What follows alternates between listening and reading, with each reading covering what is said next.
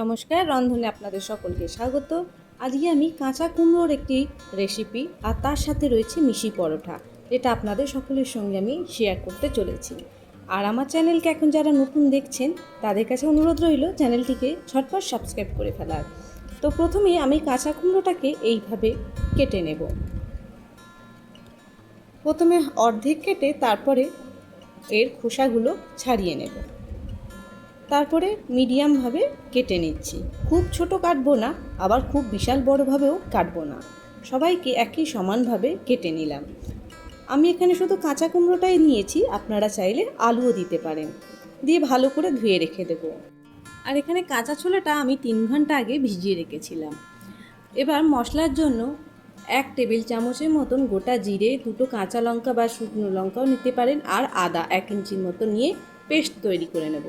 আর গুঁড়ো মশলা পেস্টের জন্য 1 চা চামচ করে ধনে গুঁড়ো, জিরে গুঁড়ো, লঙ্কা গুঁড়ো, হলুদ গুঁড়ো দিয়ে তাতে অল্প জল দিয়ে এর একটা পেস্ট তৈরি করে নেব।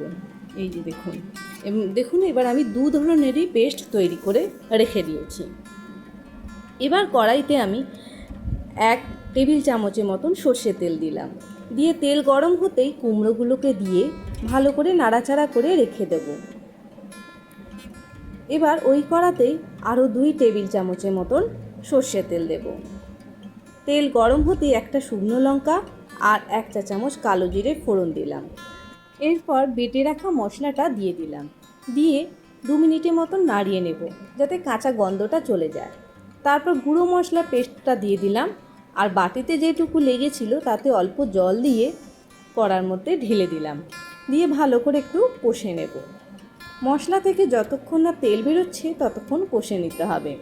তেল যখন বেরোতে শুরু করবে তখন এর মধ্যে ভেজে রাখা কুমড়োটা দিয়ে দেব। দিয়ে ভালো করে মাখিয়ে নেব। 2 মিনিটের মতন একটু কষে নেব।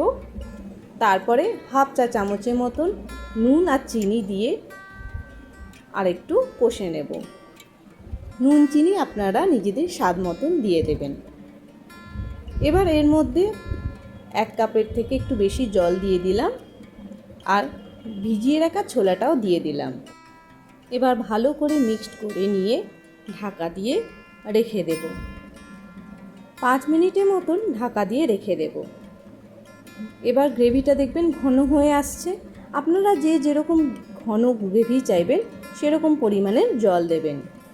এবার সবশেষে আমি হাফ চা চামচের মতন ভাজা মশলা দিয়ে দিলাম। এখানে ধনে, লঙ্কা আর গোটা জিরে, এটাকে শুকনো কড়াইতে ভেজে আমি ভাজা মশলা তৈরি করেছি। এবার ঢাকা দিয়ে রেখে দেব। এখানে আমি হাফ কাপের মতন বেসন নিয়েছি, আর 2 কাপের মতন আমি আটা নিলাম। যে কাপে বেসন নেব সেই কাপেই আটাটা নেব। এতে পরিমাণ মতো নুন দিয়ে ভালো করে মিক্সড করে নেব। মিক্সড করে নেওয়ার পর 2 টেবিল চামচের মতন আমি এর মধ্যে সাদা তেল বা রিফাইন্ড অয়েল ব্যবহার করব। দিয়ে দিলাম। দিয়ে ভালো করে মিক্সড করে নিয়ে অল্প অল্প জল দিয়ে এর একটা ডো তৈরি করে নেব। ডো তৈরি হয়ে গেছে, 10 মিনিটের মতন রেখে দেব। তারপর আটা দিয়ে রুটির মতন বেলে নেব।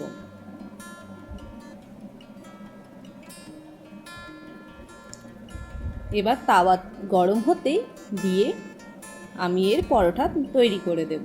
আপনারা ঘি কিংবা রিফাইন্ড অয়েল দিয়েও এটা ভাজতে পারেন। আমি এখানে ঘিটা ব্যবহার করেছি। এবার কুমড়ো তরকারিটার সাথে এইভাবে পরিবেশন করে দিলেই সকালের জলখাবার কিংবা রাতের ডিনার দুটোই খুব ভালো হয়ে যায়। তাহলে বন্ধুরা দেখলেন কত সহজেই বানানো যায়। তাহলে ঝটপট বানিয়ে ফেলুন, আর কমেন্ট বক্সে আমাকে লিখে জানান কেমন খেতে হয়েছে। আর কে কোথা থেকে দেখছেন সেটাও আমাকে অবশ্যই লিখে জানাবেন। আর আমার চ্যানেলকে যারা নতুন দেখছেন এখনও সাবস্ক্রাইব করে উঠতে পারেননি, অবশ্যই সাবস্ক্রাইব করে নিন আর বেল আইকনটি ক্লিক করবেন। তাহলে আমি যখনই কোনো ভিডিও আপলোড করব নোটিফিকেশান আপনাদের কাছে সরাসরি পৌঁছে যাবে। এবার খেয়ে বলি কেমন খেতে হয়েছে। দারুণ! তাহলে চলুন ঝটপট বানিয়ে ফেলুন আর দেখতে থাকুন আমার চ্যানেলের বিভিন্ন রেসিপি। আজকে তাহলে বিদায় নিলাম।